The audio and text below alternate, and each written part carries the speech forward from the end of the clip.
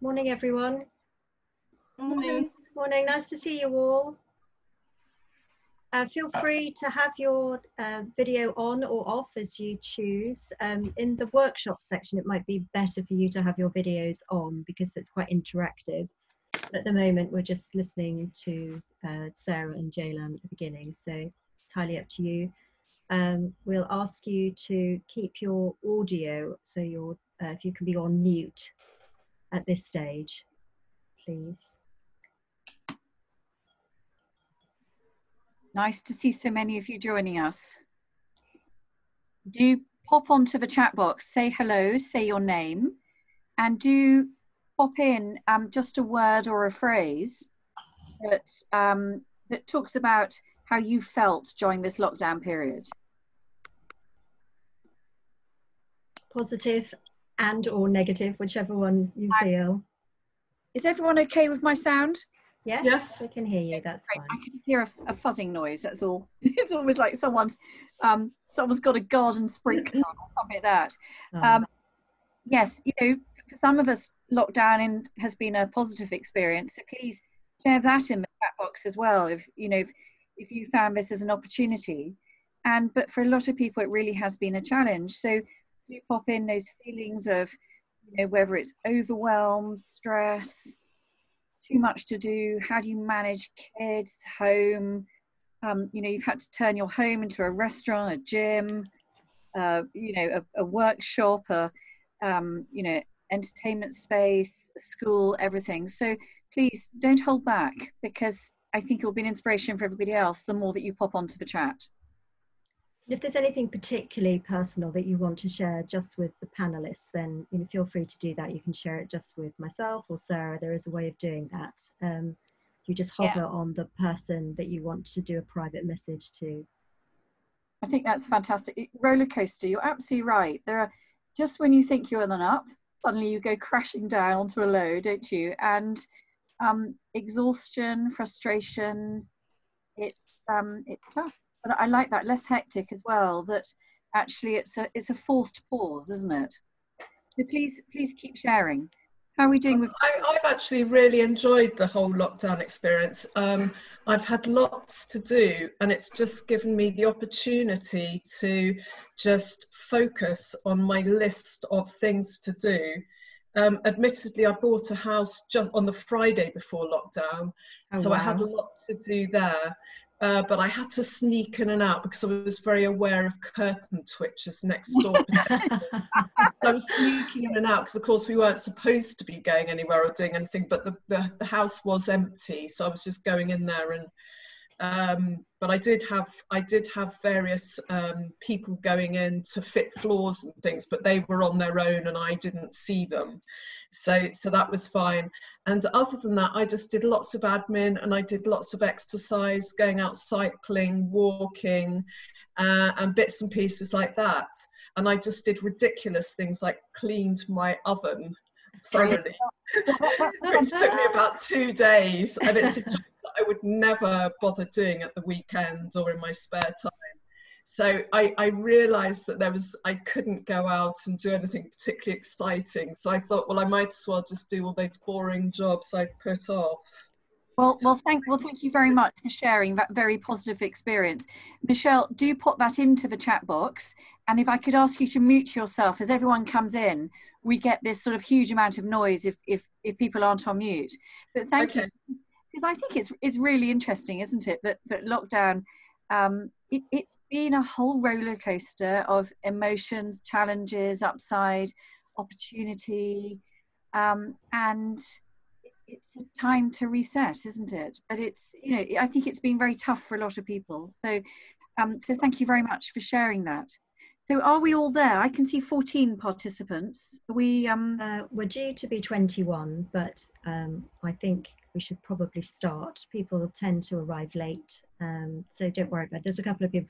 Pauline is here, which is good. I knew she had a problem with finding the Zoom details, but she's in, so that's great. So I think we should start. Perfect. All right. Okay, great.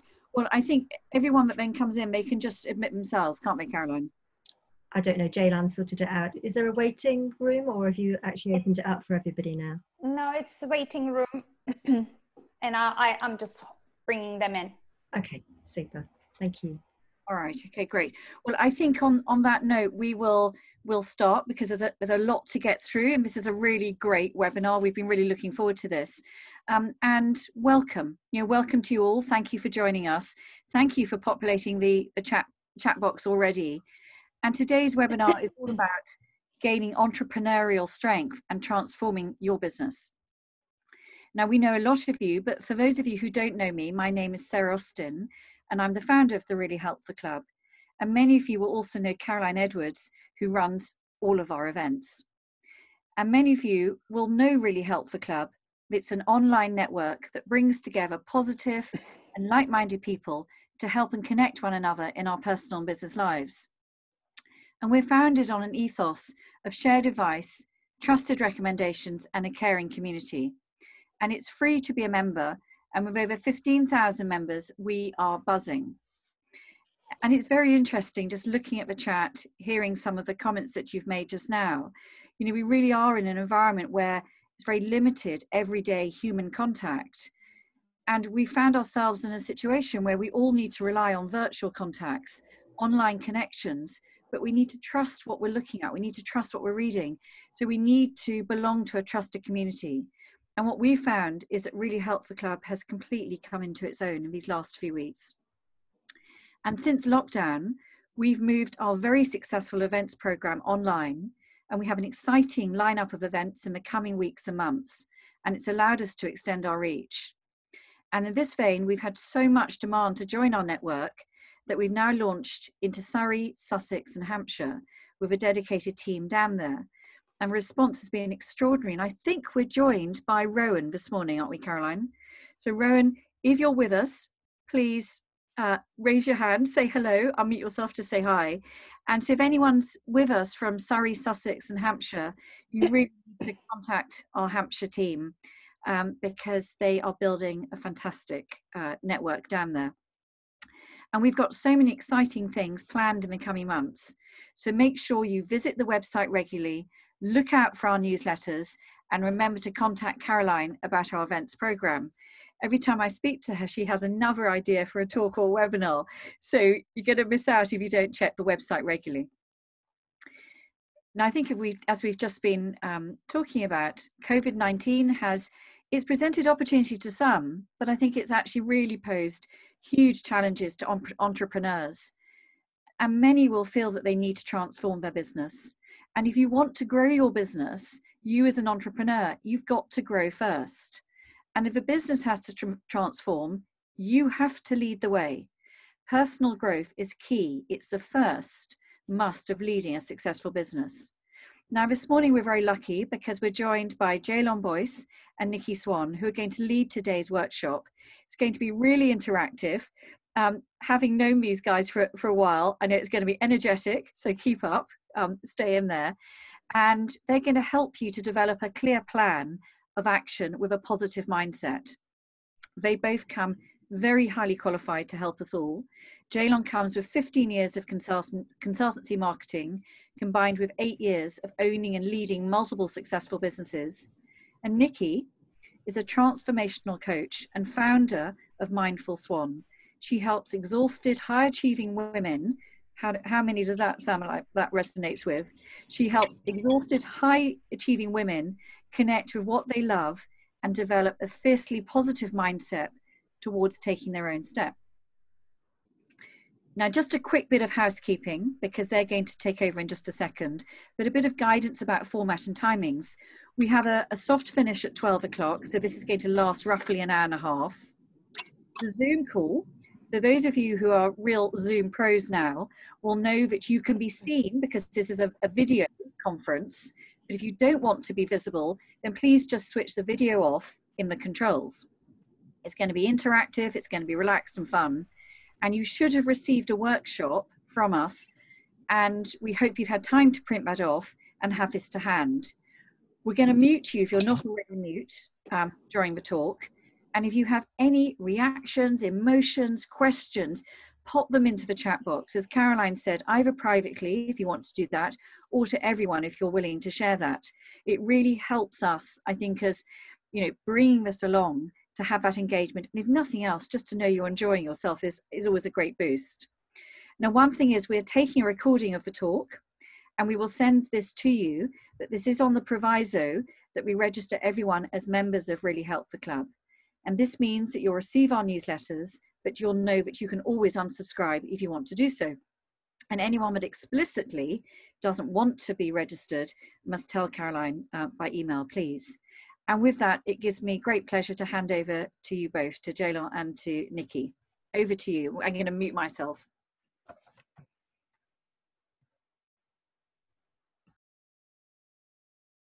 Jaylon, you're on mute. I have been talking for thank you. Thank you very much, Sarah and Caroline, for inviting us for this webinar. I'm just gonna kind of introduce us a little bit, although Sarah did a perfect job. I shall use that pitch for myself, Sarah. Thank you very much. And then I would let Nikki introduce herself, and we can move forward. So I'm the founder of Academy for Women Entrepreneurs. As Sarah mentioned, I have an extensive background in consultancy, marketing, and entrepreneurship.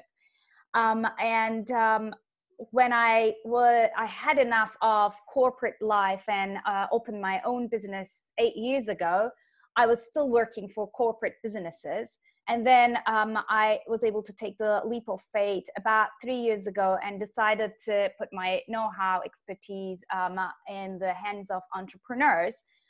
And that kind of shaped itself into women entrepreneurship, because I saw very disturbing stats around women entrepreneurship. And I thought that we could do something on that. So Academy for Women Entrepreneurs was opened its doors actually with Really Helpful Club during IWD event. It was our launch, and then of course we launched in about 20 days after COVID-19 happened. Imagine the kind of like the high and the low that we had to go through. But at the second week of COVID-19, we decided to take the bull by the horns and said, you know what, we're gonna do something good. And we created a program called Empower Tribe for free for women entrepreneurs. And it's been 12 weeks now that we have been training, coaching women entrepreneurs, and we reached about 175 members now, and we're growing. And it became just a fantastic community of women founders. So within that, about 3 weeks ago, we had this webinar with Nikki on how entrepreneurial strength gain strength, basically, with COVID-19. And whether we have been going through an opportunity period or a very challenging period, we had to change and adapt. And even that kind of ability to adapt is an add-on to our entrepreneurial strength.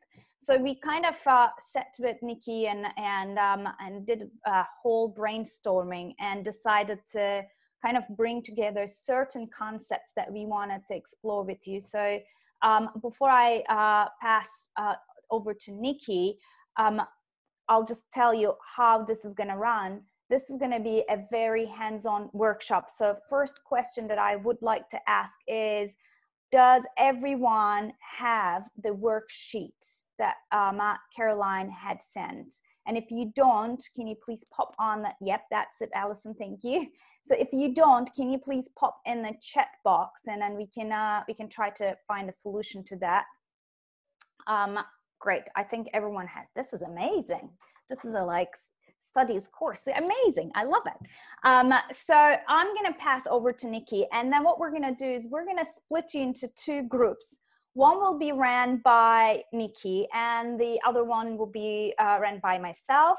And when the workshops are done, it's going to take about 30 minutes, right, Nikki? Should we say 25, 30 minutes? And when that's done, then what we're going to do is we're going to switch with Nikki, and basically everybody will have the two different workshops. And once that is done, we're going to come back here and we'll do a little sharing and Q&A session all together. So Nikki, go ahead, my love, hit the ground. Thank you so much, and thank you Sarah and Caroline for hosting. I'm not going to talk for very long here because we've had enough chat and I want everybody to get into the actual exercise. So I'm really looking forward to working with you all. I help women, like Sarah said, who are overwhelmed, exhausted. My background, I have 15 years of experience working in the corporate world, and I have my own experience of burnout. So that's what I kind of bring to the table in my coaching and help people become more resilient. And also, you know, from a personal development level, help them to develop their personal resilience, their stress awareness, so that they can better manage those things themselves. So that's it. Let's get cracking. Yes, we will do this. I'm trying to now, Sarah, move to, yeah, okay.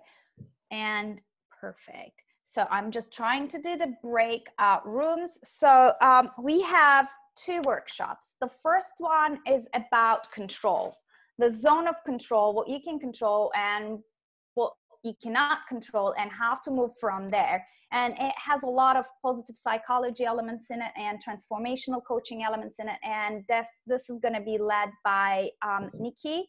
And the second workshop is about basically probably I could say discipline, but also discipline through habits and how we could install habits. I'm sorry if you're hearing my dog. I have the yappiest dog in the world. I'm so sorry about that.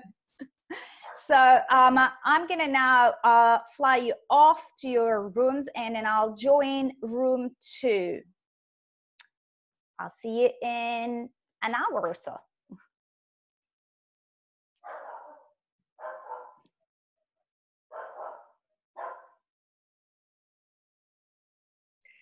Hello, everybody. I'm just going to wait a couple of minutes more. I don't know if we're waiting for one more person or if it's just the 6 of us. We had 13 on, so I think she may have done us 6 and then 7 on the other side. I'm not sure.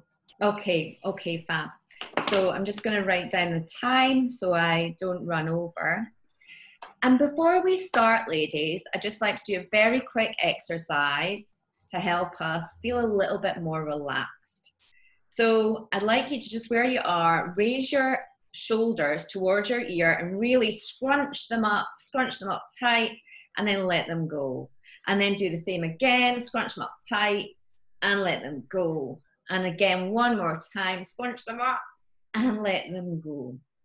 So we store a lot of stress in our neck and our shoulders, and we can find ourselves like this as we go through the day. So by that progressive muscle relaxation, we can let go of the stress. And hopefully now that you've let go of some of that stress, you might feel comfortable to put your video on. There's no pressure to do that, but it's quite an interactive session. And don't worry about whatever's behind you. There's absolutely no judgment here, because we're all on calls all the time at the moment and we have our lives going on behind us. So don't worry about what's going on. So my session, or my part of the session, is about control. So how do we think about control in terms of our business, and why do we try and control? If we think back to our stress response system, or how we're evolutionary programmed, we're constantly looking for threats to our survival. And when we sense a threat, it kicks off our stress response system. So when we try and control things, it's actually protecting our body from perceived threats. But often they are just that. They're a perceived threat rather than an actual physical threat to our lives. And the example that's often given here is like a saber-toothed tiger chasing you, which is why our stress response was developed, versus it being 5 minutes to wait for the northern line. So we have lots of stress triggers in everyday life.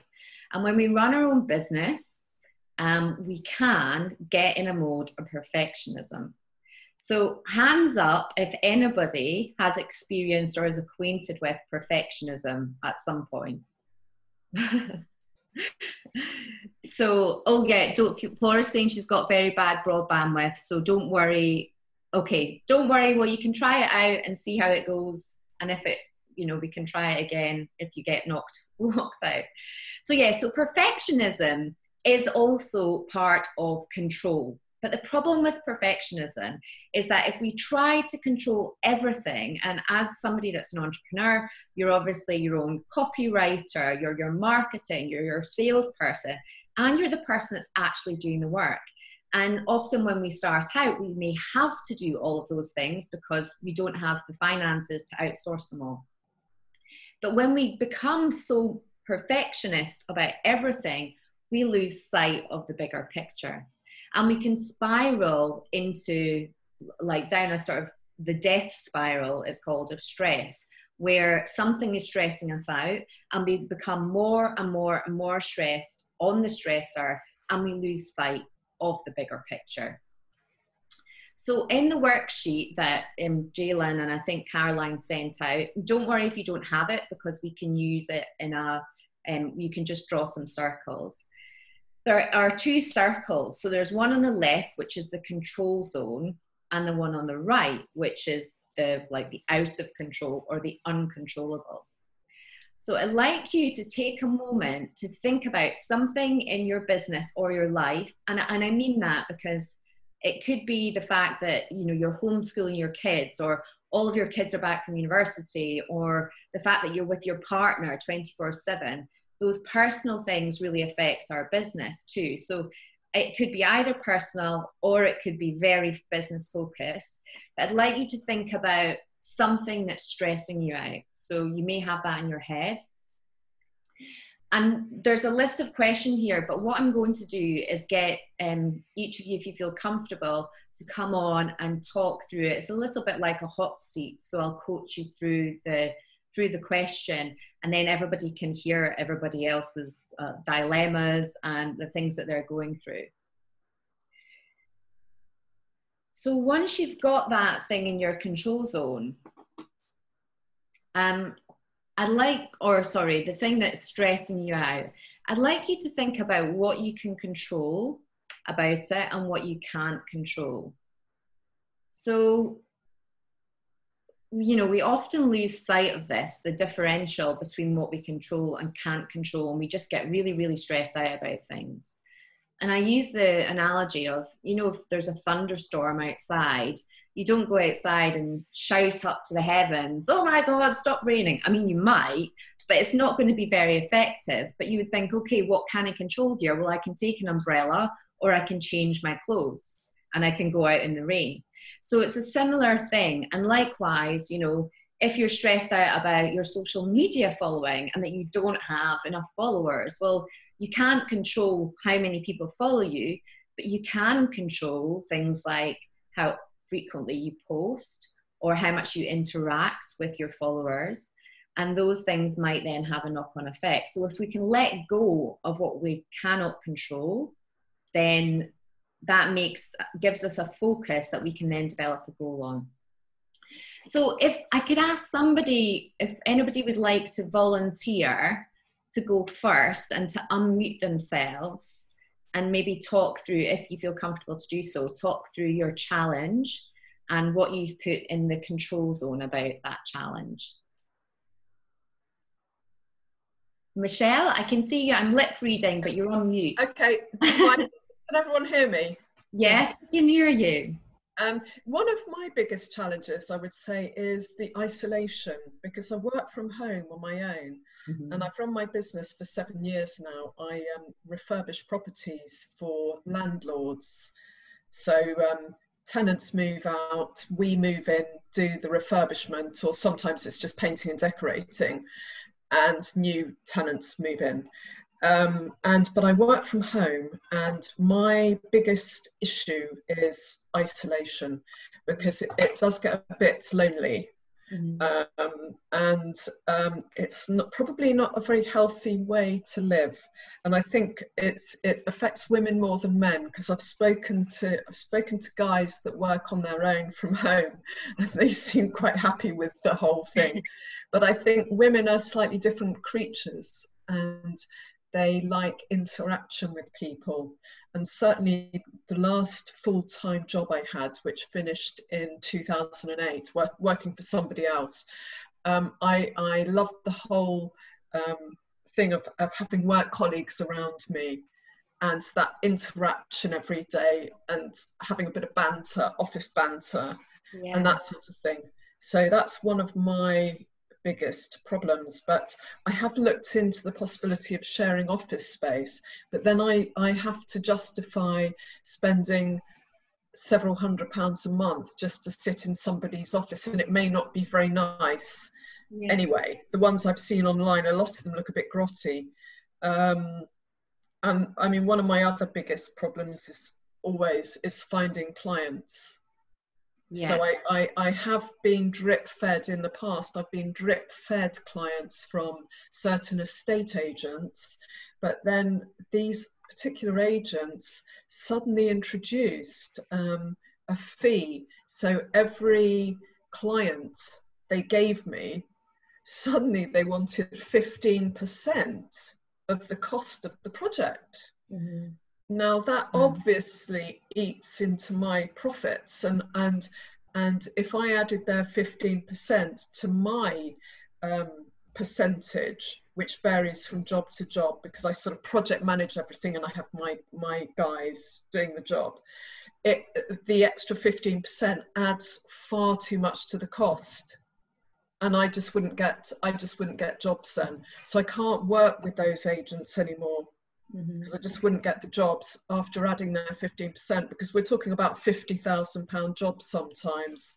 I mean, other jobs maybe £10,000, but the bigger jobs can be 50,000. So, you know, they're wanting too much of a slice of the profits. A slice of the profits, yeah. So you've got two clear stressors there. The first is the isolation point, which sounds like, you know, and as somebody who's self-employed, I can completely relate to that, and I also live on my own, so it is a thing. And then it's kind of magnified during the pandemic.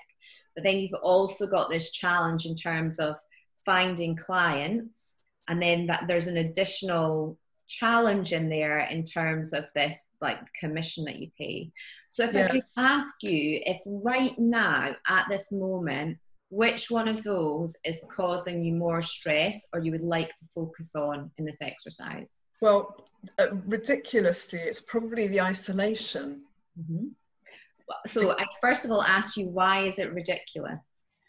Because you would have thought my answer would be finding clients so that I can make money. But the thing is, I am a landlord myself, and I have properties that I rent out. So I have a steady stream of income, regardless of my business. So it's not so absolutely essential that I have constant work.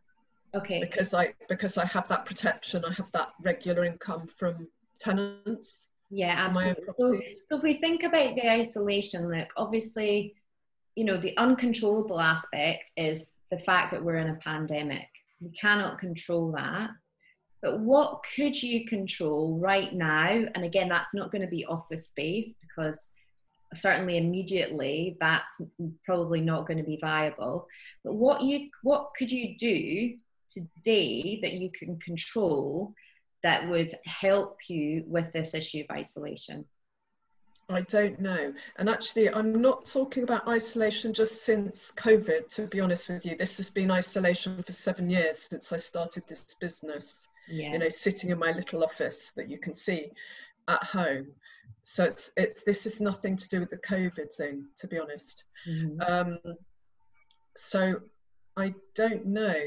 I don't know the answer. I mean, I've got a suggestion. I've got two things really. We can help because we have a directory where you can actually find clients, but that's your secondary point. The second thing is networking groups. Women's networking groups are really fantastic. I mean, I've met Nikki and Jaylan through networking, and at the moment it's all done on Zoom, and it's quite fun actually. I mean, I wasn't sure how it was going to work. But if that isn't, you know, your thing, wait until we open up properly and we can all meet up again, which probably will be September, October, November sometime. And then you go once a month and you have lunch with other people. You discuss things like, you know, the fact that you're working on your own or you need clients or whatever it may be. And it's a really good way of, well, sharing your experiences, but also finding new contacts, making friends. It's good, isn't it, Nikki? We all really enjoy our Clapham group. Which ones are you talking about, Caroline? Is it something, because I used to go years ago to something called Wimbledon Women in Business. I don't even know if that still exists, actually. It does still exist. WIB. Yeah, that does still exist. That's evenings, isn't it? I think Sarah goes to that one. We do Women in Business Network, so WIBN. And there's one in Clapham, which is a really friendly group. And actually Sarah Leibelt, who's in the other breakout group, she runs it, and she's a really extrovert Australian personal trainer. She's absolutely fantastic, and the group is a real sisterhood. It's a very, very nice group of women, actually, and it's just once a month. So I would certainly look at that. And that's WIBN. WIBN. Women in Business Network. Oh, I see. Okay. In the chat box. And also, are we out of time? No, I'm so sorry. There is a participant who is late and she wants to join to the breakout room, but it's impossible to bring her because the breakout rooms are now done. I keep adding her, but it doesn't join. So Sarah advises that we go back into the main room and then we do it again. Would you mind that? Yeah? Is that okay? I'm so sorry. Yeah, that's okay. Put us back into the main room and then we'll come back. But with the same participants, please. I have taken a picture of this participant, so great, thank you. Hopefully it's going to be this. Okay, I'm doing it again. Close all the rooms.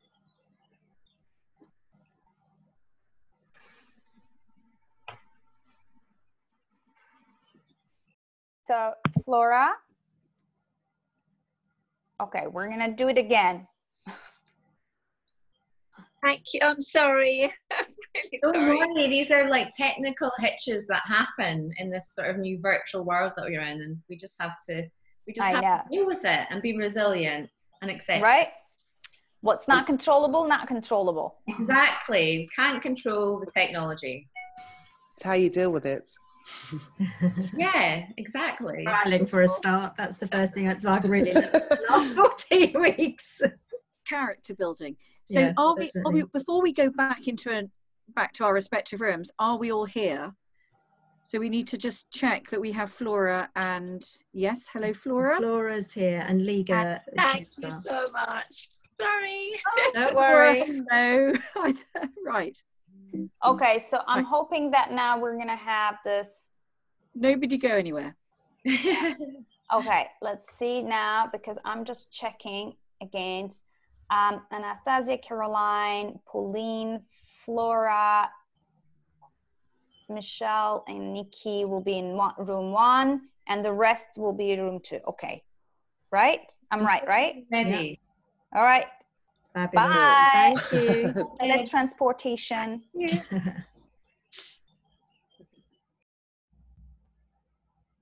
And we're back in the room. Hooray! That worked. So before we move ahead, I'd just like to go, I've got one more thing that I'd like Michelle to consider and a question. Yes. Then give somebody else the opportunity to hot seat. And the question is that I'd really like you to, it's great when we get advice from other people in terms of what to do, but I'd like you to really have like a brainstorm to think about all of the possible options for you in achieving your goal of being less isolated. So networking is one of them, but perhaps there are other things that you could explore. And so this really kind of helps us to, we're engaging our mind to look for solutions. And I know you've obviously been in business for 7 years, so you've had this situation a long time, but we can develop beliefs or that block us. So for example, and I don't know what your experience was in the past, so I'm completely making this up, but if you'd gone to a networking event in the past and you thought, oh no, I really didn't like that, that may then stop you from putting yourself forward for other networking events because you didn't enjoy that one. And we have these kind of unconscious limits that we then, you know, we don't even realize that we've programmed ourselves in that way, and our subconscious stops us from stepping forward. So if we think about what all the possible options are, then that is a starting point for us to explore the next stage, which is the next question. Yes.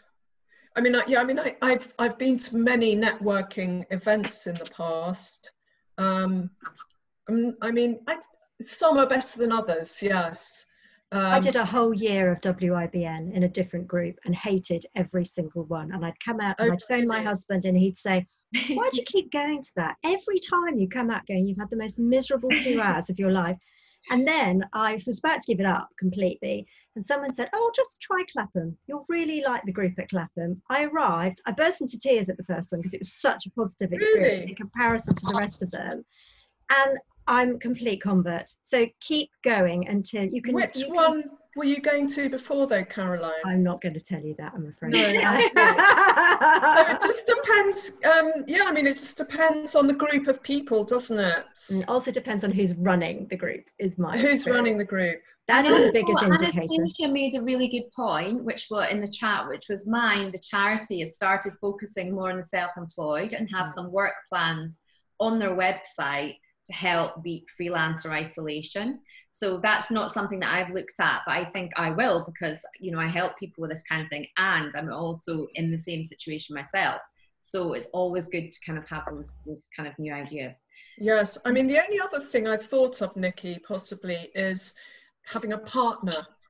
But I've just failed miserably in finding somebody, because it would be much more fun to do it with somebody, and then between us we can look for new clients rather than going through agents, and between the two of us we can do the marketing, we can run the business, etc., etc. And I know that I would enjoy it much more if it was the right person. So there are varying things there about you know, either having a business partner or an accountability partner. And actually in Jalen's group, in her tribe, that's an excellent place to get accountability with other people, because there are people in the same boat and you can go in and share like what's going on. And similarly to the Really Helpful Club as well, and I have a Facebook group too, it's having that interaction and understanding that, you know, you're not the only one. Everybody has their own challenges, and then we can help each other. Caroline, I think you had a point you were going to make. We have a jobs board, so you can post on there if you're looking for somebody to work with you. Okay, good idea. Well, we'll pick up after this, Michelle. I think I'll email you afterwards. So thank you, Michelle, for sharing. Can I move on to Pauline or Flora or Anastasia? Would any of you like to share your control issue, or the thing that you're trying to control? Give me a wave if you want to go. Pauline. Yes, I do a 6-week training session with people, and it's called the Thrive program, and it's for people with anxiety, depression, and it's for teenagers and for adults. And I love what I do. At the moment it's just word of mouth, and I do love to go to network events, and I'll definitely will try out the WIBN. Sounds very good.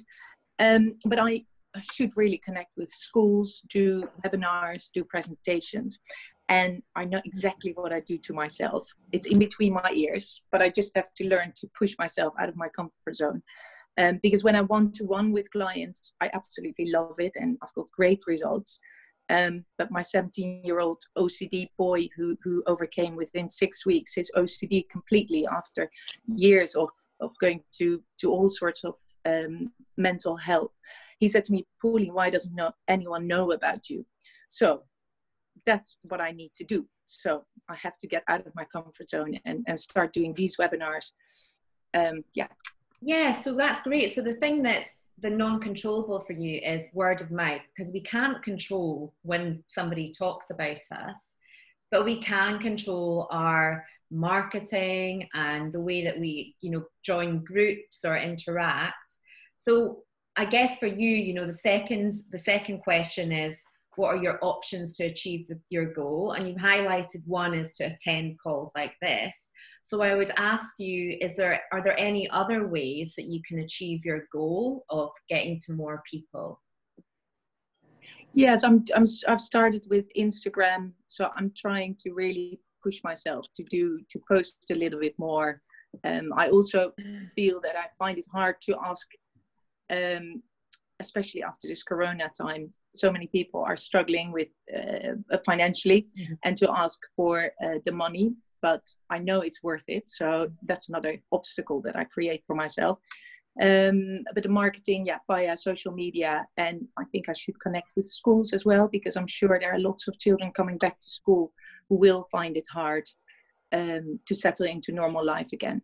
And I think, although it's for all sorts of age groups, I think teenagers is what I'd like to focus on now, either going into university or just the last few years of school.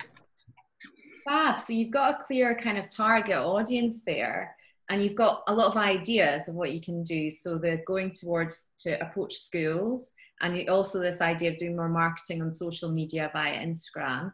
The next question on the worksheet, and regardless of how far through this exercise, you can go into them afterwards.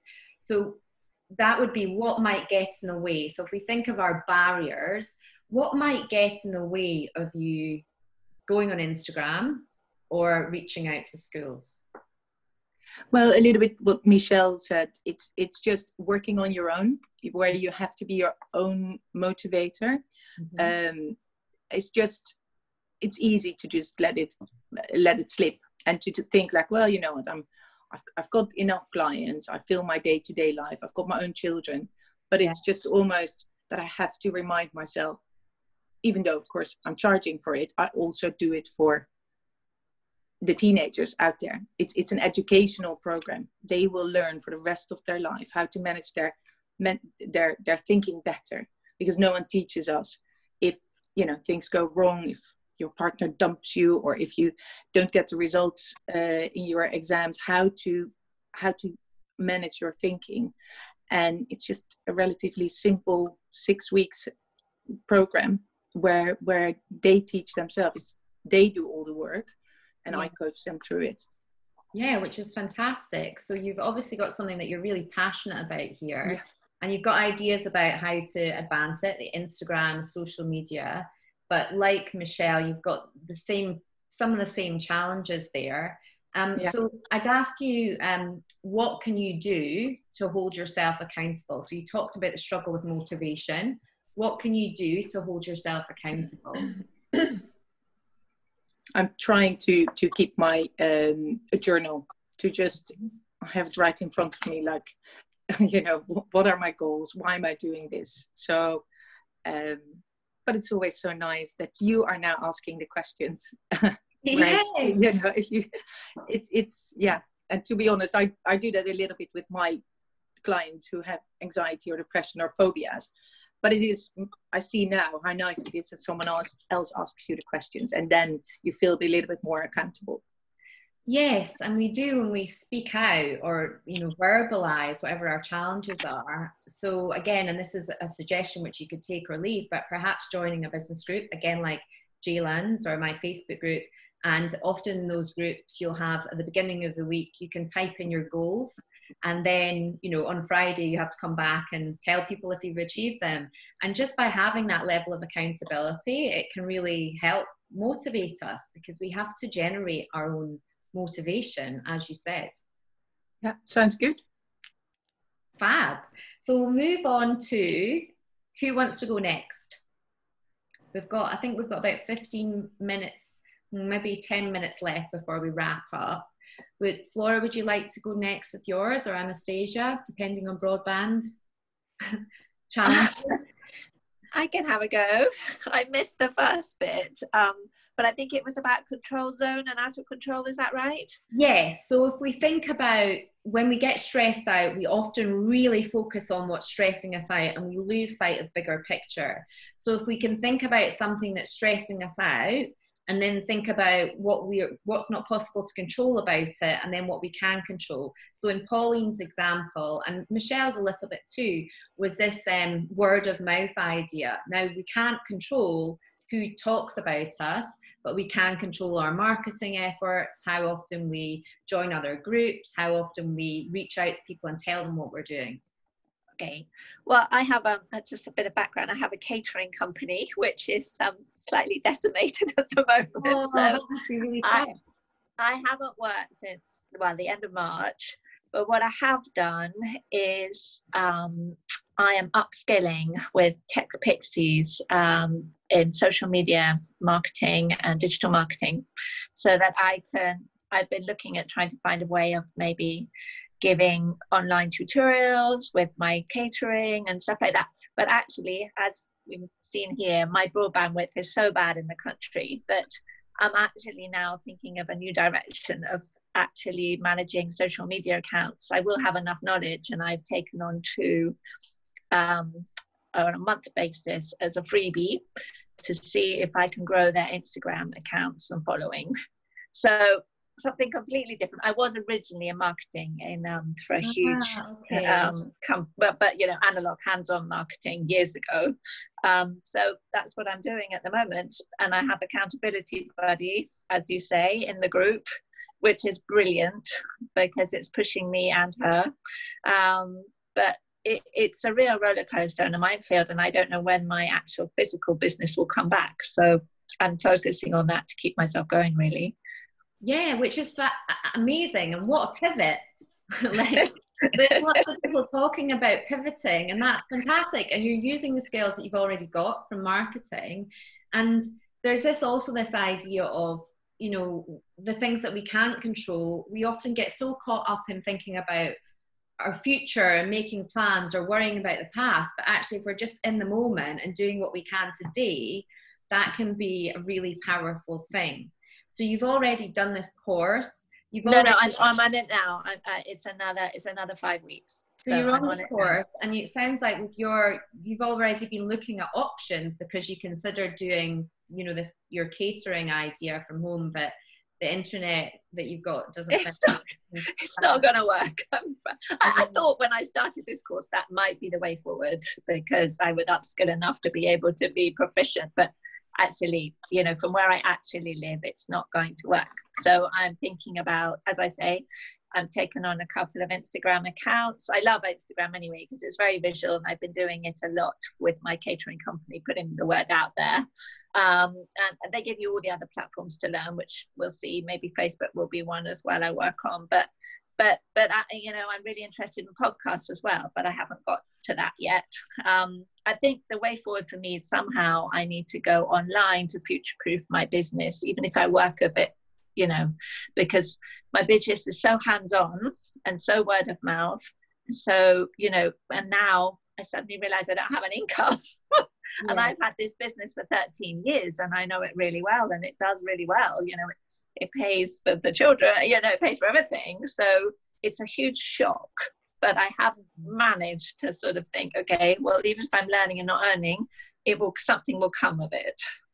Yes, and it's great to maintain that mindset as well, because, you know, it's taking you somewhere else, and it's really easy to get, you know, stuck where we are and get in a state of despair. But you've actually done, you know, you've taken action, and that is fantastic, because again, we can often think about the end result that we want, but we don't think about breaking it down into smaller steps. And just by doing the tech course that you're on, that's like a first step, but it's opened other doors or made you think about other opportunities. So I think for you, and then the next question, if we're just moving through this through each person, we've done a little, like an extra question here. But in terms of the social media side of things, what do you need to do to achieve or to move forward with the social media side of things? I need to complete the course, and it is CPT accredited, so I need to get that as well. So I feel as though I have slightly more professional qualification. And as I go through it, as I mentioned about podcasts, I mentioned about possibly, you know, working like a side business to see if I can get it going. Yeah. Something, social media management, possibly in some form, so I can have it. Hopefully my catering company will come back by the end of the year. So I can finance, so I have money coming in so that I can look to going more down that avenue, because it's really scared me, the fact that I can actually go from a really fairly successful business employing people to absolutely zero overnight. Yeah, it's About very providing food for important. families. I mean, I know a lot of the caterers around us have pivoted and sort of doing big parties. They're now doing, you know, family meals. I mean, I have a family of the 5 of us, 3 of whom are teenage boys, and the amount of food we get through, I'm sick to death of making food endlessly. I would love someone just to come with some food and go, here we are, provide this for the boys this evening. Have you thought of doing that? Yeah, I have done, and I have advertised it, but I live very rurally, so I tend to do big events, weddings, etc., which you know is good money. But I've been doing some freezer type food, and you know, not huge amounts. But I have to be really honest that just from where I live, getting to places, etc., it doesn't really make the margins. I make a bit, and also because we're so rural, people tend to be. And it's not quite the money, you know, that will be in a Thames Valley type of thing. People don't tend to spend that sort of money on disposable income. You know, they don't have the disposable income to spend on that. They'll spend it on a party or a wedding or, you know, a birthday celebration, because that's something special they're looking forward to. But I've done a bit. I've definitely done a bit. I haven't, you know, stopped completely, but it's not the sort of margins that are important. No, it's difficult, isn't it? And so taking it back to the action plan that you've got with respect to the social media, and you're talking about, it sounds like it's a bit like a side hustle, to see if you can make it work. So how much time are you going to spend on that every day? Well, I think now I'm spending, you know, anything between 4 and 6 hours a day, because I'm learning and implementing. But I think as my work, hopefully my work comes back, I think I've worked out that you need to spend 10 hours a week on a social media, one account, to make it work, to improve it. And, you know, and so I'm doing two freebies at the moment for the next month.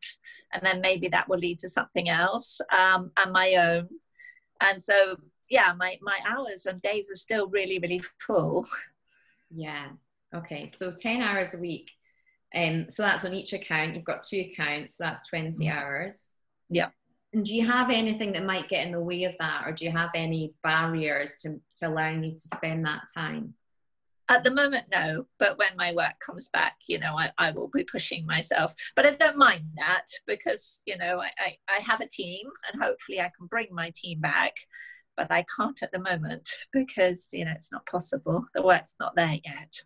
Yeah, excellent. Okay, so it sounds like you've already got a plan and you've got some action points ahead.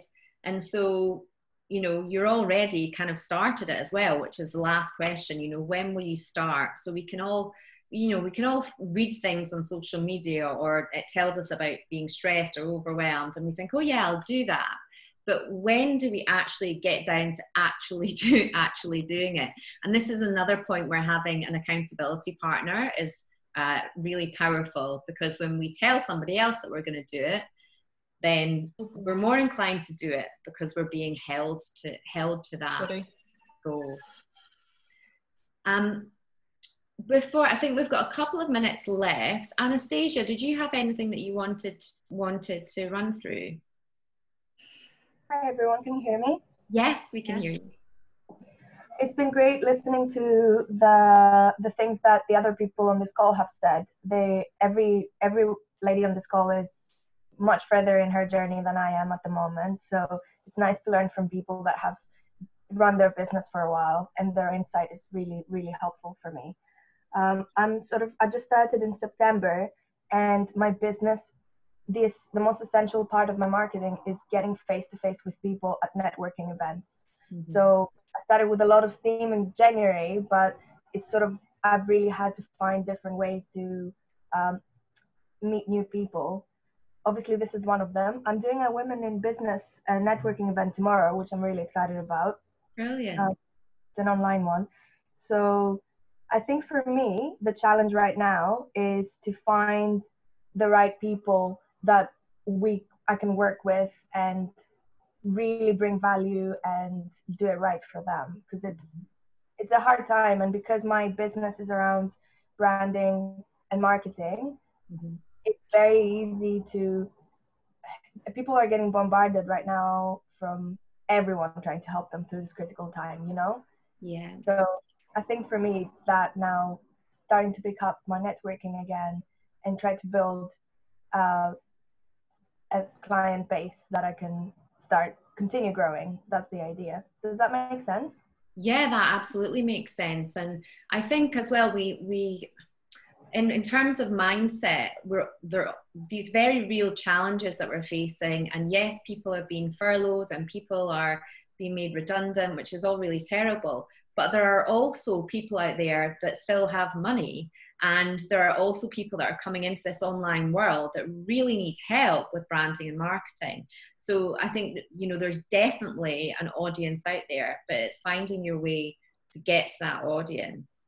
And so it sounds like you already have some ideas, or, you know, apart from the networking, was there anything else that you were considering as an option?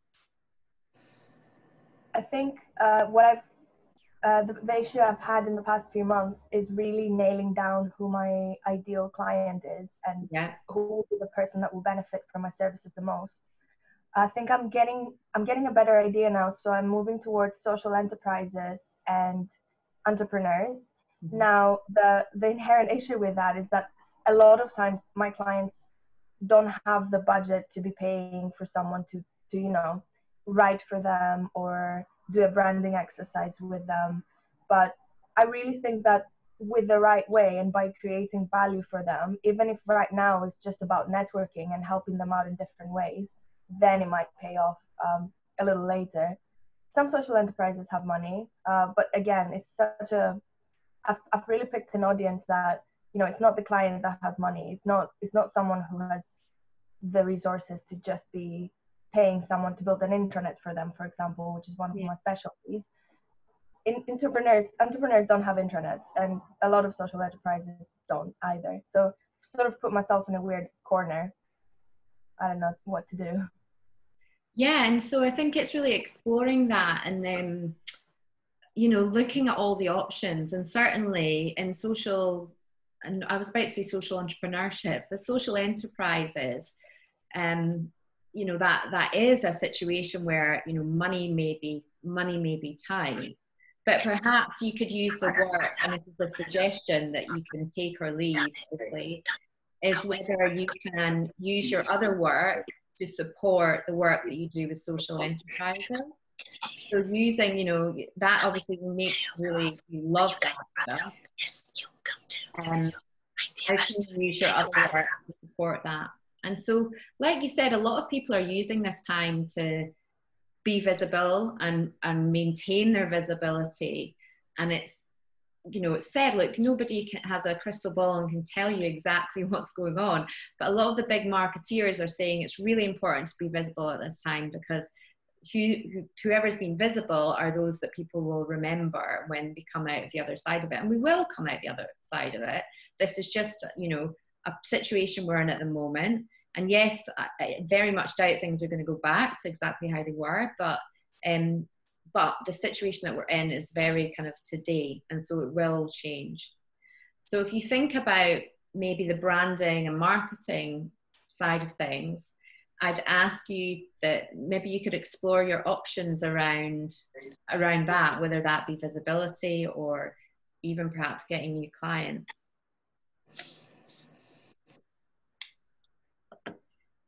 Yeah, that makes sense. This is sort of, I'm working on, are you familiar with Lean Canvas? It's a way to design your business plan and your business model. Well, what's it called? I don't think I am. It's sort of it started around 2000. It's called Lean Canvas. Lean Canvas. Yes. Could you put it in the chat maybe, because I'm not sure we can get the name quite right. Yeah, of course. Sorry. No, it's okay. It's just there's a Lean Canvas, okay, right? Lean Canvas. Brilliant, so thank you. You can find a lot of templates online, and it's just an A4 or an A3 ideally, and a sheet of A3 size, and you've got some boxes, and it's just a way to visualize your business plan in the way of the stuff that you guys have been talking about, especially as in prioritizing and really narrowing down what your clients, what the problems that your clients have are, and how you're going to solve them. And it's the purpose of it is to keep you agile, keep you growing, and you're supposed to review this lean canvas periodically, according to, I'm imagining a lot of people, as soon as it happened, if they were using this system to plan for their business, probably went back to the canvas and redesigned the whole thing. But it's just a great way to take it out of your mind and make it a visual. So I think for me, designing this lean canvas is definitely one of the things that is stressing me out. And I have a feeling that the other biggest thing, which is finding the right people to work with, might be resolved from that. I don't know. I'm certain that my business is not well planned yet. Like, I don't have a good USP. I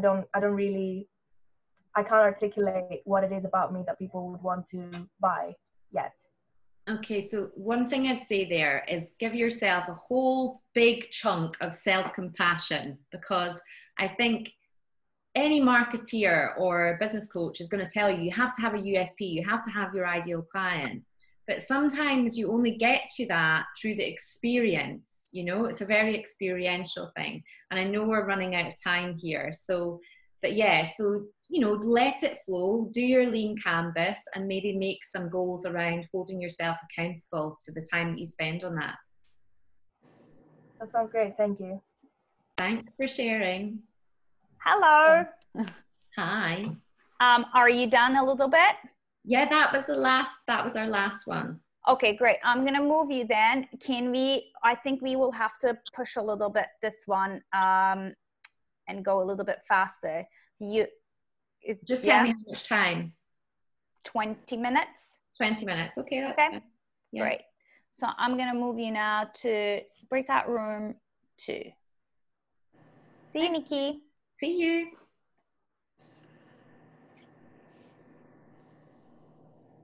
Is she gone? Yep, she's gone. Great. Hello. Oh, no, I didn't mean to do that.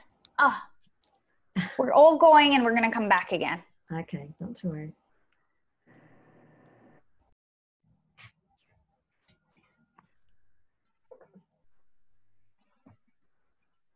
That was a terrible mistake.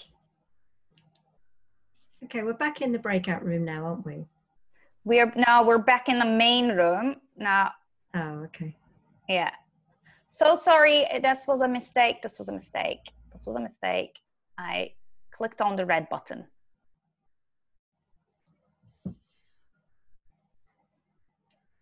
Nikki must be going, what's happening?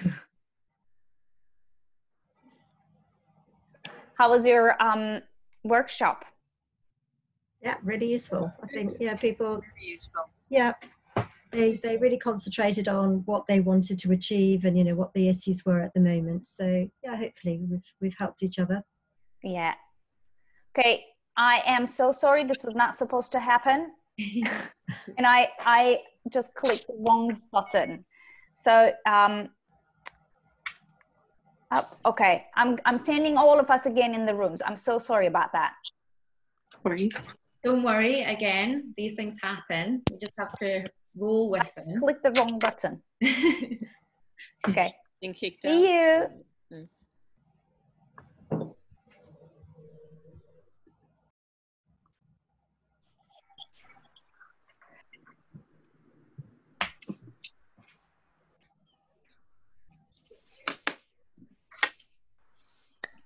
Okay, I'm back. Great. Sorry about that.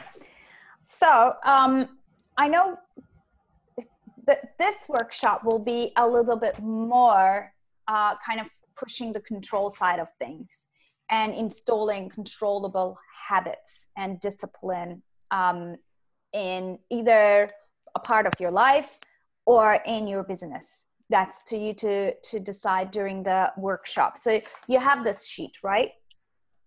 Yeah. Perfect. My first question to you to start our workshop is, can you give me a score between 1 to 10, how disciplined you are? 6. 6. Yeah, 6, maybe 7 tops. Okay. 5. I have a 5. I have a 6. You can give me your hands. 5. 7, 5. Okay. Great. So can you give me what does it mean for you, discipline? You can just give me a word. Organized. Organized, okay. I find it hard. I do find it hard to be disciplined. So it's hard, okay. Yeah. Do what you put your mind to. Okay. Any other words? Accountability. Accountability, yeah. Okay. So one word that is hard. One, I don't know who. Yeah. One word that is hard to. Sorry. I said good. Discipline is good. Yeah. Okay. Great. So one word that is really hard to associate with discipline, but I had heard and I loved it, was freedom. And when I asked why, the person said, because if you're disciplined enough, you know when your off time comes, there's nothing to do, and you get a real freedom of it. And your heart is light, and your brain is light, and you have that moment because you were disciplined enough to make things happen, and you can be just relaxed now. So that I really liked as kind of vision of discipline. One tool of discipline is habits. Discipline comes with habits. More you install habits in your life, although it sounds really boring and military, more actually you're disciplined and things actually roll off your hands. And this whole workshop is about habits. How to kind of bring a positive habit in our lives. And God knows it's hard. Sticking to a habit is hard. I mean, I personally cannot say I have any habit beside brushing my teeth as religiously as brushing my teeth. You know, brushing my teeth is the only habit that I always do at the same time and never not do it. But other habits, somehow they slip. So how do we bring these habits into our lives and make sure that they stay with us? We have quite small amount of time, so it's going to be a little bit pushed. But first thing that I would like to ask to you is choose one habit that you want to integrate in your life. It can be business related or it can be life related. Just one.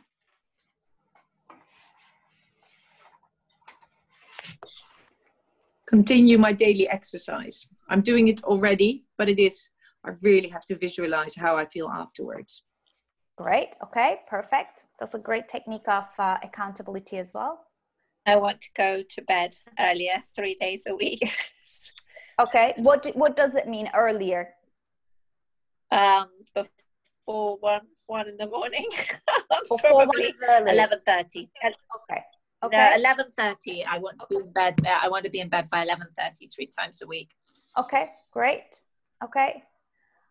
Now think about that habit that you want to bring into your life, and now think about why it is important. What's the impact of that habit? How it will improve your life?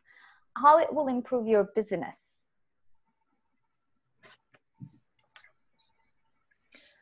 As you just said, it's such a nice feeling once you've done it, that the whole day it doesn't come up in your head anymore because it's a box ticked.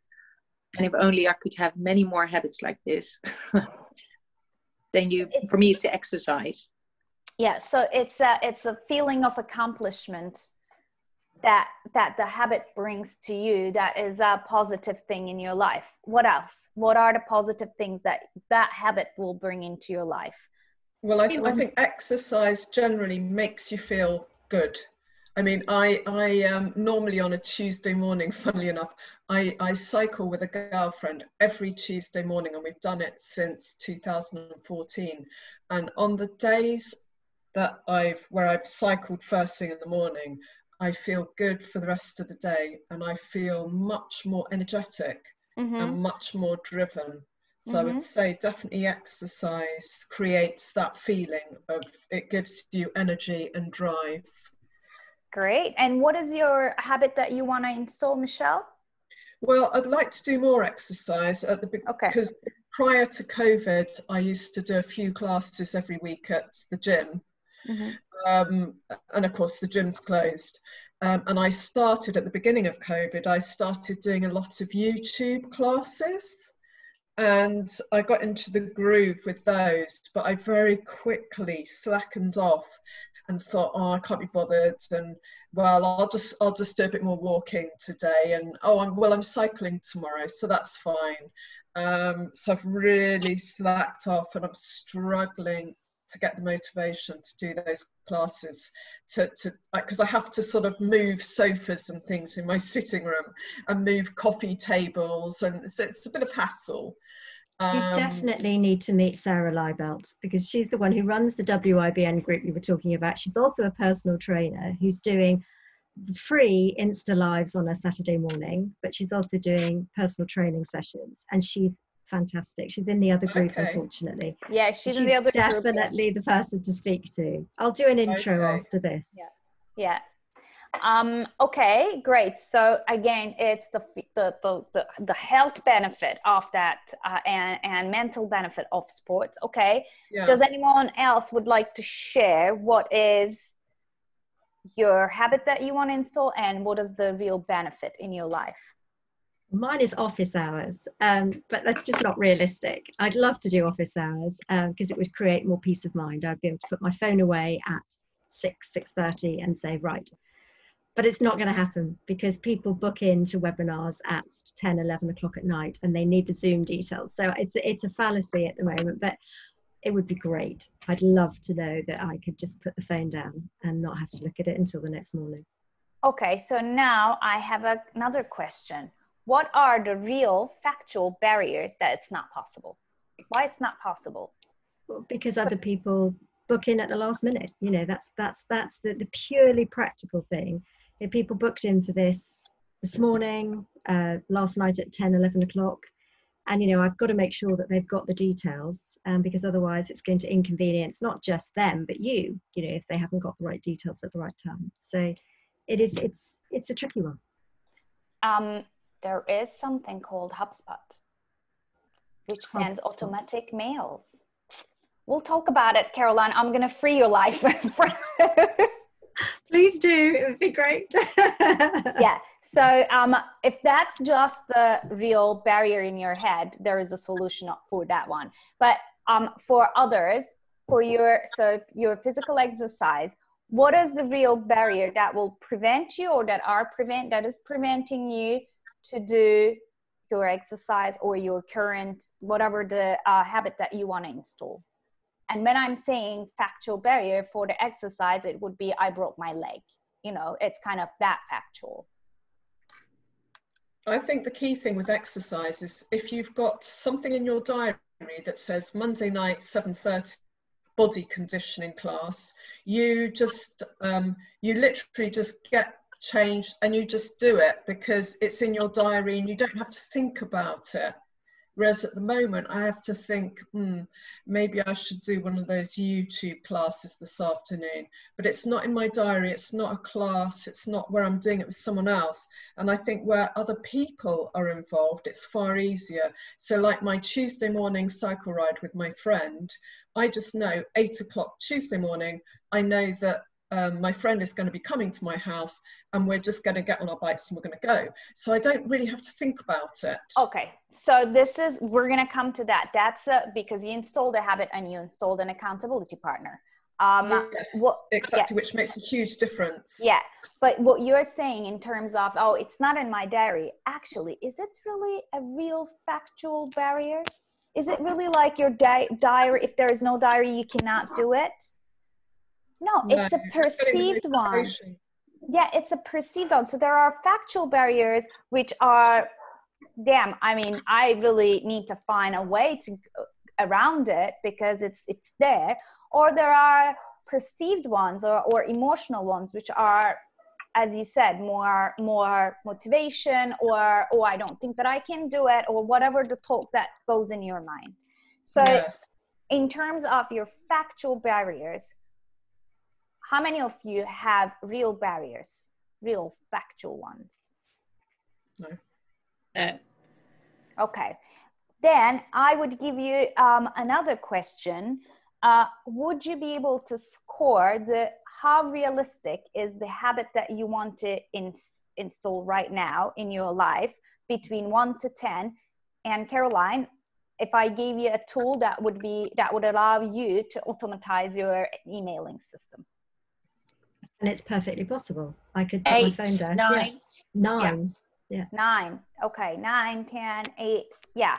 So what I wanted to kind of make you take the awareness of something that is really important is this habit that you want to install has life benefits for you.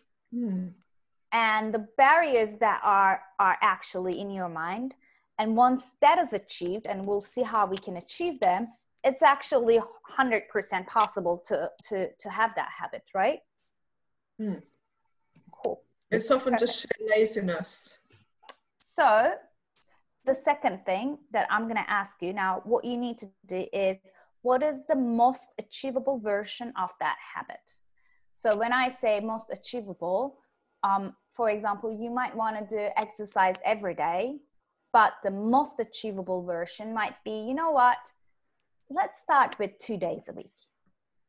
Okay. And 30 minutes.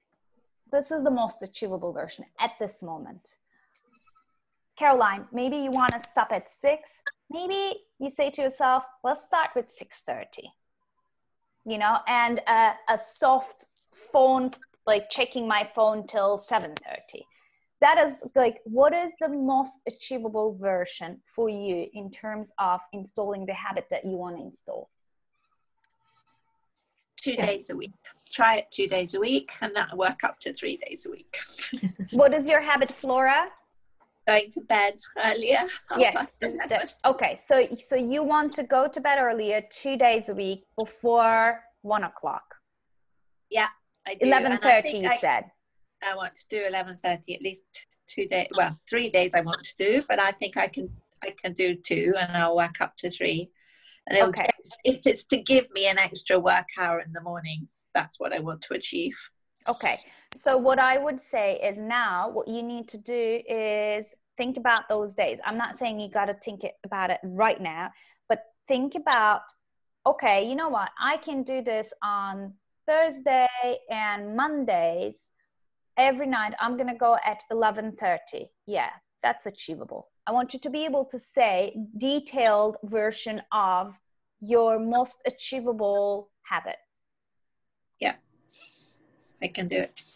Give it days. Yeah, give a day. Give yourself a reason why that day is more achievable than the others, so that it stays there. Okay. Because, I don't know, because it's my husband's turn to wake up for the dog, or, you know, whatever it is. Yeah. Okay. So you have your smallest component of your desired habit, and a really kind of tangible version of it that you will want to install to your life. You have no real barriers, all as perceived barriers. Now, can I have, what's your action plan? What are you going to do next? And how are you going to make sure that you're not going to fall out of it?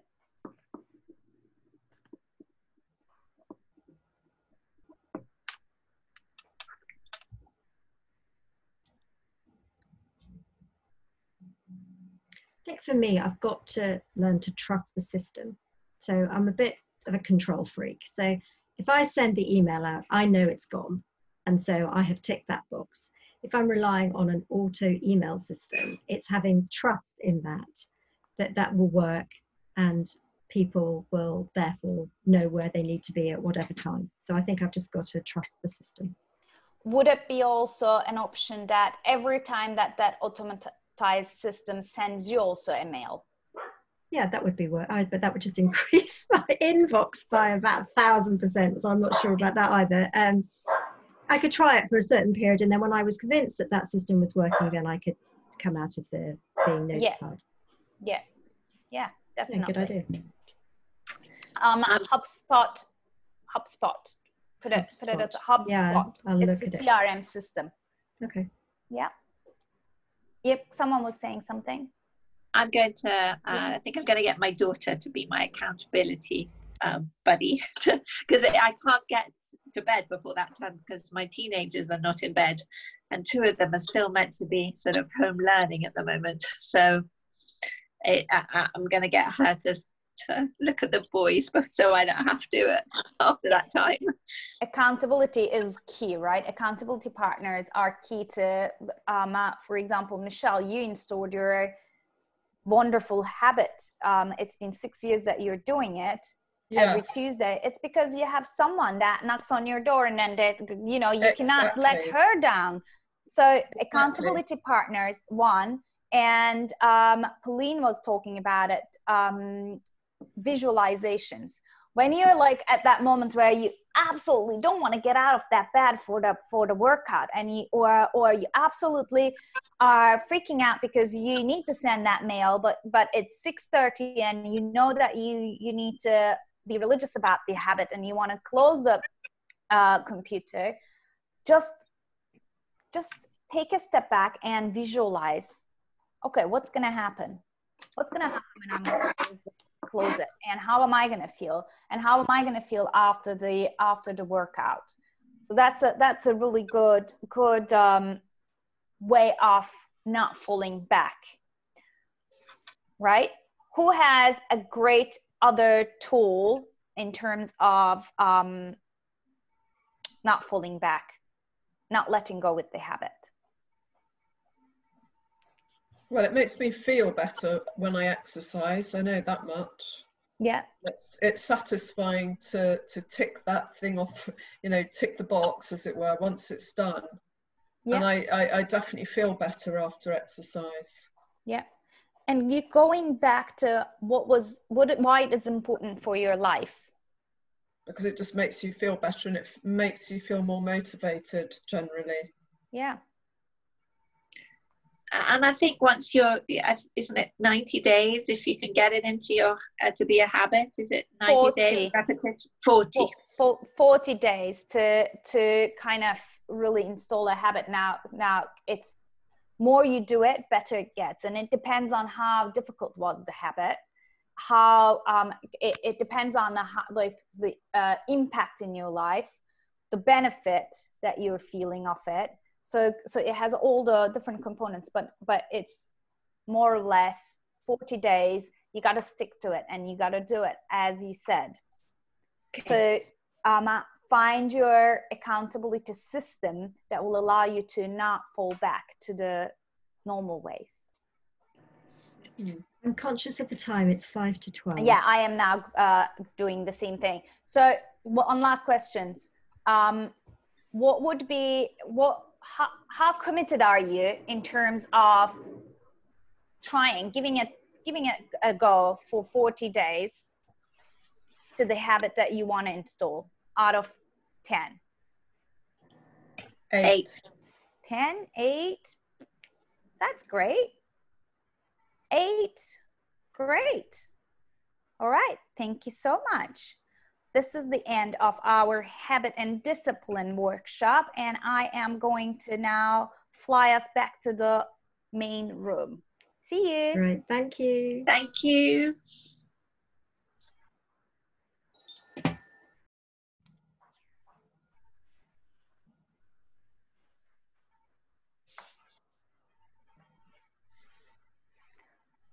They had a bigger group, so might be a bit longer. Pauline, I've sent you a private message, but I'm not sure you've seen it. In the chat, I sent you a private message, but I don't know, because if you're on a phone, you may not be able to see the messages. Okay, I'm on my phone, so Yeah. I'll see. Okay. I think if Shall I you email swipe, you? I think sometimes if you swipe across, you can see the chat. Don't worry, I can always follow up with an email anyway. Okay. Thank you so much, Caroline. No problem.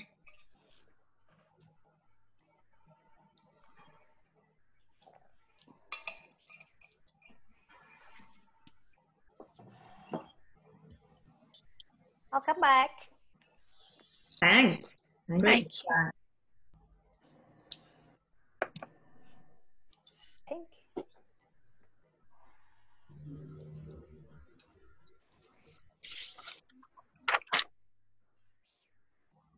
Sarah, over to you, or would you like me to wrap up the workshops?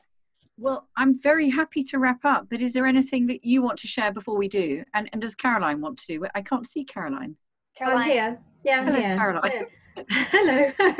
I just thought it was a really fantastic set of workshops, actually, really helpful, and just made you think about the changes that you need to make, which is really essential, because none of us, well, I personally don't. I keep on running until then suddenly I have to stop. I'm a bit of a hamster, but it's great.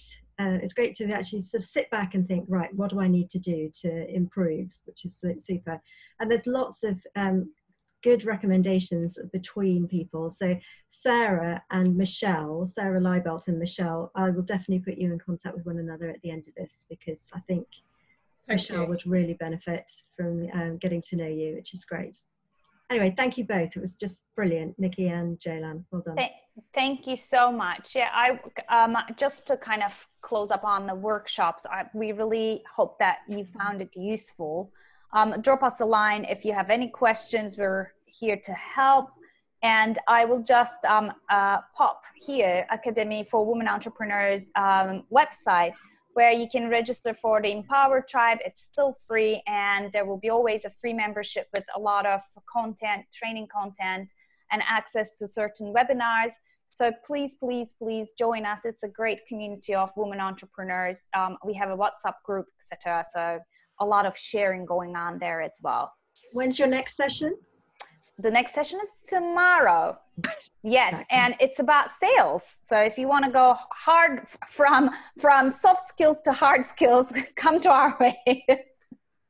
And yeah, it's going to be selling in the new normal. So thank you very much for asking, Caroline.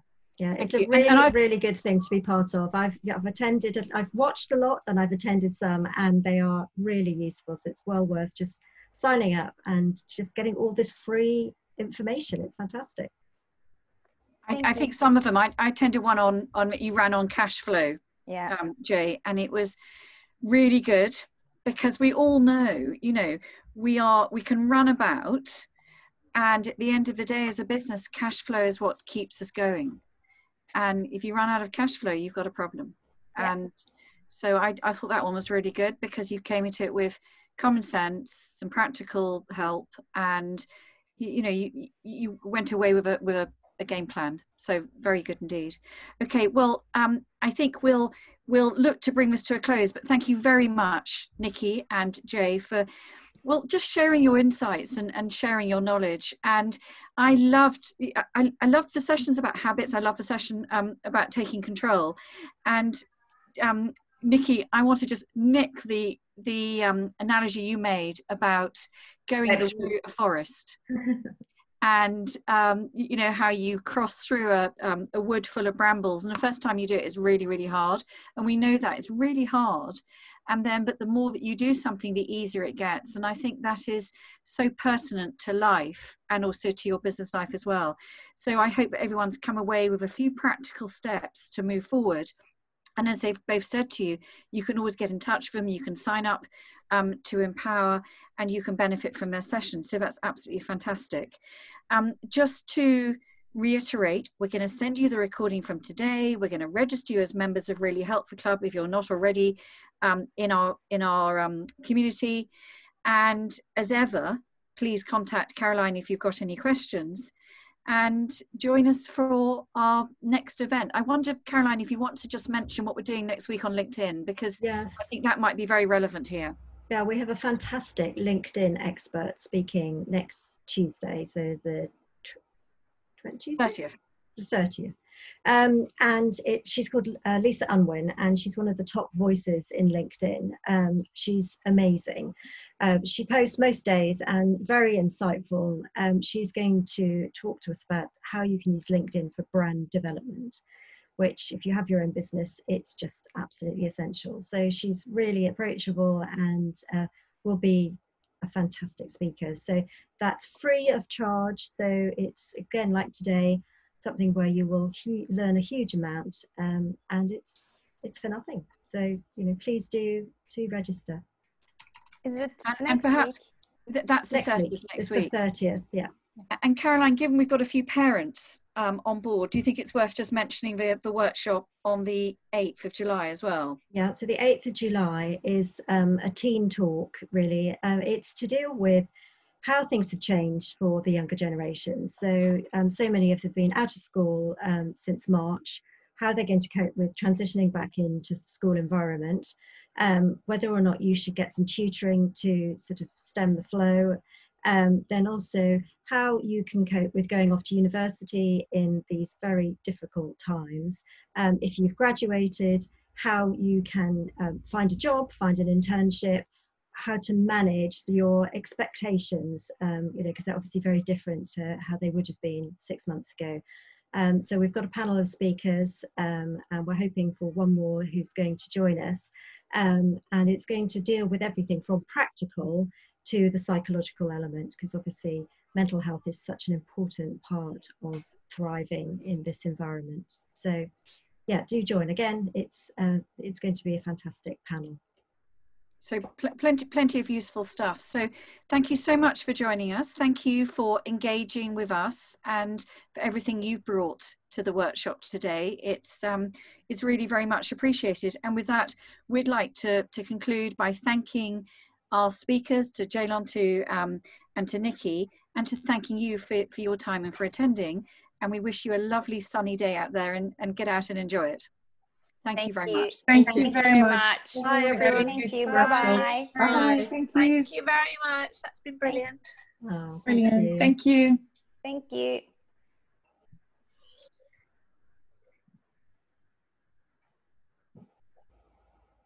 Actually, Michelle, stay on, Yes. because Sarah's I going to was stay staying on. Sarah's going to Yes. stay. I've got to catch up with Sarah after this anyway, Sarah Okay. Liebelt. But you two really do. Sarah, can you unmute yourself? There we go, fabulous. You two really have to meet for two reasons. Michelle is looking for more contact. She works on her own and has done for 7 years, and is looking for more contact. Has done bits and pieces of networking, but never found a great fit. So I was extolling the virtues of WIBN Clapham, which obviously you run. Nikki, Jaylan, and myself were all members. It's such a wonderful group of women, really collaborative, very supportive. So I was saying that you two should definitely get in touch. Michelle also wants Yes. to have some information on how to keep motivated whilst keeping fit. So has found that doing stuff at home hasn't really, you know, it's been okay, but she needs that sort of motivation, somebody to sort of keep pushing her. So I was mentioning your Insta lives on a Saturday morning. Lovely, lovely, lovely. So Michelle, should we just pop details in the chat and I'll get in touch with you? Is that okay? Because I've got something else brilliant. in about 5 minutes, yeah? So Awesome. do I just, I've not used this chat thing. Shall I just put my email address or something, or? Yeah, do that and I'll email you right now. Or maybe perhaps, if to ensure everyone gets it, perhaps Caroline, you do a quick intro between the two of them. Exactly, I can do that. Don't worry, it's fine. Yep. Yeah, so Thank great. you, Caroline. No All problem. right, guys, I need to pop Thanks, off now. Michelle. I'm having a contact with Marie from the events. Yeah, in an hour's time, I'll be finished with Marie at 1:10, and then can I call you after that? Is that what we said, or no? I thought we were going to catch up now. Sorry, I thought we were doing immediately after this. Okay, well, I've got 5 minutes. I can call you. Yeah, let's do now. Is that all right? Mind. Yeah, that'd be better. Sorry, everyone. All right. Bye. Bye-bye. Bye. Bye. Perfect. Thanks, Michelle. Thank you. So I've just sent my mobile as well. Oh, you just click the leave Thanks, button. Michelle. I'll leave. Thank you so much. Thank you, Michelle. Thank you for your Bye. Just want to save the chat and stop recording. Oh, I haven't saved the chat.